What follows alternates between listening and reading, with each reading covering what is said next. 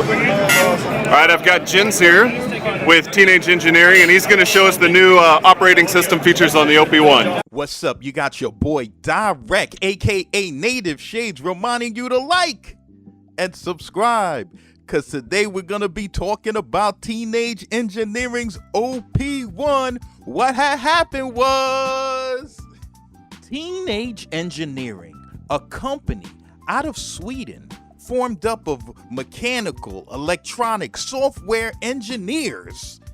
These guys were heavily influenced by like video games, toys, music back in the days, all the fun things that we really embraced as children, as young kids growing up. These guys were a part of that culture, and they decided to come together to form their product, the OP-1. Now, the OP-1 was modeled after the iconic Casio VL tone, responsible for such hits as da da da, dun, dun, dun, dun, dun, dun, dun, dun, da da da, dun, dun, dun, dun, dun, dun. I guess in the music video, when the guy takes the VL tone, the mini keyboard out his coat pocket, I guess, you know, Teenage Engineering, they was looking at that like, yeah, we want one of those things. And they basically decided to make a futuristic version of it.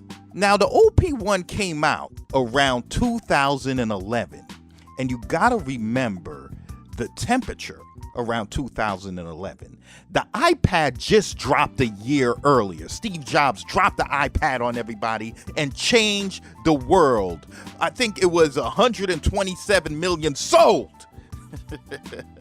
The iPad sales were crazy, and everything was going small. Everybody decided to go small. They had smart cars. People were getting small apartments. You know what I'm saying? Saving space and everything like that. Apple's design was so influential back then that people were afraid to throw away their iPhone boxes. You know what I'm saying? Remember, like when you get an iPhone or an iPad or something, the box was dope. You didn't even know if you could throw it away. And if you was a kid and if you was like, nah, I'm gonna throw this away, your parents would be like, hey, what are you doing?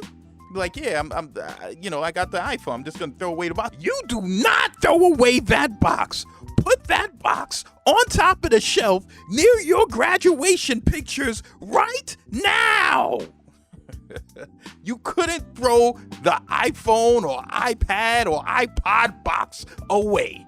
And Teenage Engineering took a big chance with this product called the OP-1. Now, in this product, you have a sampler. You have two samplers. You have like 11 synthesizers in this joint. You have a mixer. You have a 4-track tape recorder. You have a sequencer on here. You have a couple sequencers, about 5 to 6 sequencers on this machine. You got a microphone on this joint. You got speakers on this joint. The OP-1 even has an FM radio. All you need is an antenna, and you just hook it up, and you can literally listen to Hot 97 or BLS. You know what I'm saying? They really got very creative with this device. Everything was perfect for the OP-1, and it was a very engaging machine. The Teenage Engineering challenged the greatest obstacle when it comes to certain musical gear, and that's the boredom of synthesis. I talk about some of these synthesizers on YouTube and stuff, and some of y'all be, oh man, who cares about this synthesizer stuff? Who cares? Where are the samplers? But Teenage Engineering battled that by actually making synthesis fun. They have a synthesizer called String, where you can like pluck the strings and it's color coordinated with the knobs. You can even shake the unit, the OP-1, and it'll start making a shaking effect on the strings. It'll start vibrating the strings if you shake the actual device itself. I mean, they really got it. The effects are cool. They have like a compressor effect called Punch, where it's an image of a boxer, and as you're turning the knobs and stuff, you're tweaking different things on the image. You know what I'm saying? Really, it's really engaging. This thing, if they put this thing in like schools, like for young, like people from kindergarten and up, they would have an army of new producers, like just breeded off of the OP-1. I would have loved to have a device like the OP-1 around 2001 or 2002, and imagine having the capability to just sample, you know, a Jay-Z song or a Busta Rhymes song right off the radio and spread it across the OP-1's keyboard and be able to play them as keys, even able to manipulate the sample, each part of the keyboard, like each key, able to tweak and adjust the sample to a point you don't even recognize the sample anymore. You know what I'm saying? And just do that on the fly while chilling on my couch, sipping Nestea, watching Wayne's Brothers or something. That would have been dope. I tell you, the OP-1 was really futuristic and creative with the way they allowed you to make music. But just like any product, it has its good and its bad. Remember the wrestler Hacksaw Jim Duggan? Ho! USA! USA! You either love it or leave it. That was the love and hate relationship some people had with the OP-1. Some people either loved it or some people left it. Now you gotta remember, when the OP-1 came out, it was like, it really had a buzz. Like people was like, oh man, yeah, this company, Teenage Engineering, they came out with this device, the OP-1, and this thing is small and compact, and it's a sampler.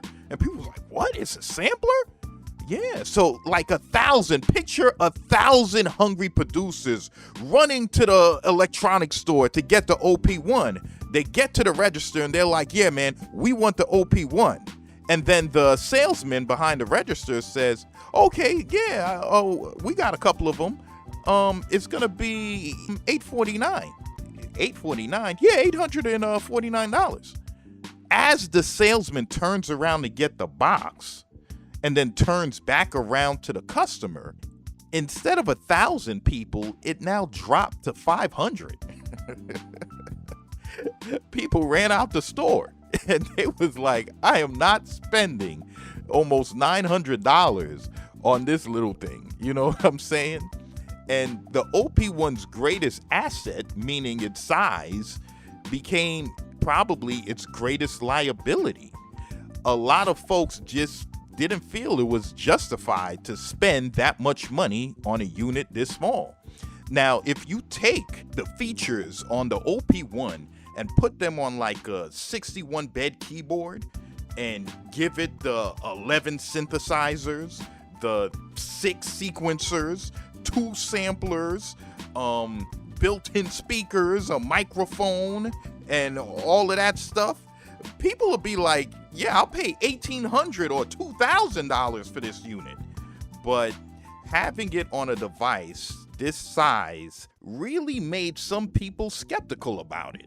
So the workflow of the OP-1 is like this. You sample your sound into the line in, and it'll spread the sample across the keys, like it'll slice them up across the keys. And you can tweak it the way you want to tweak it. You can edit it the way you want to edit it, as far as like effects or shortening a sample or elongating a sample or whatever. Okay, you go into their tape mode, and you know the OP-1 has built-in sound, so you can utilize the drum sounds in the OP-1 or the synthesizer sounds in the OP-1 if you want to.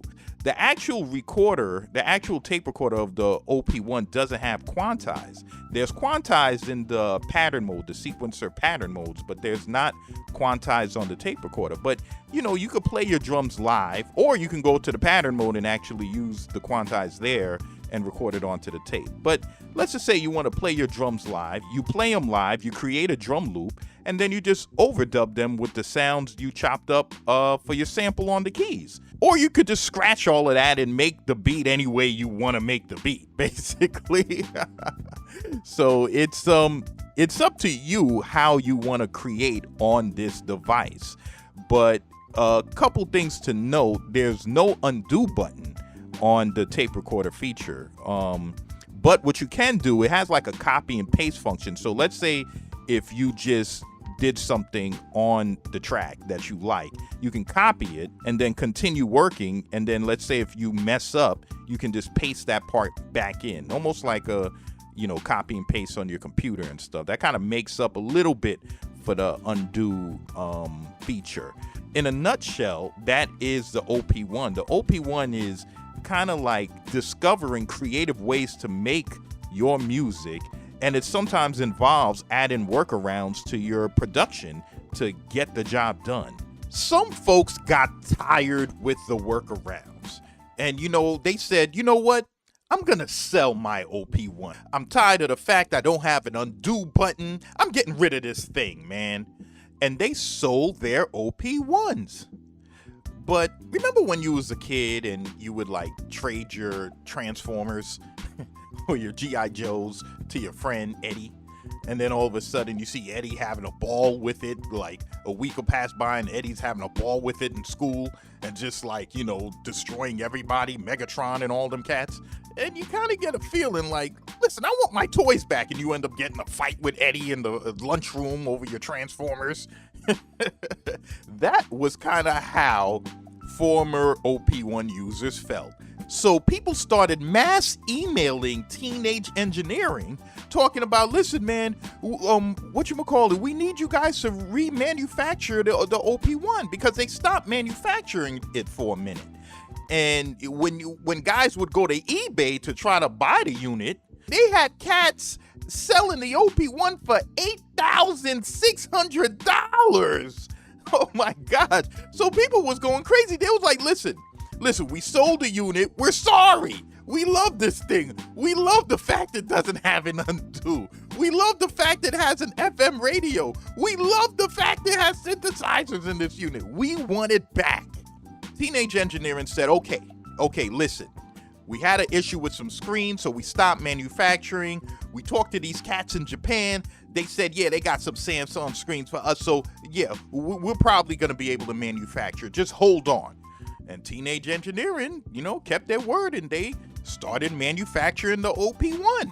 So a stampede of customers ran back into that electronics store like horses. And they got to the register and they said, yeah, we want that OP-1. Here's our $850. And once again, the salesman said, oh, okay, no problem. Hold on. Let me just get the box. And then when he turned around and put the box on the counter, they saw a $1,300 price tag on it.